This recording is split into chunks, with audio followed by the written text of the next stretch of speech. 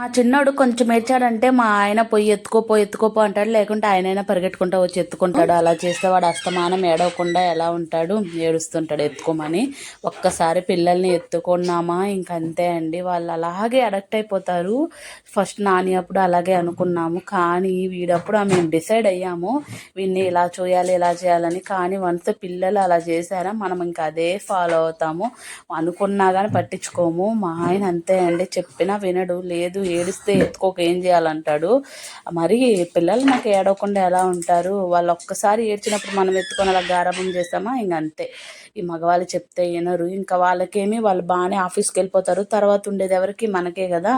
మా వాడు ఇప్పుడు 7వ నెల కదండి, స్టార్ట్ చేశాడు. మామూలుగా ఉండట్లేదు నాకైతే ఇంట్లో భజన.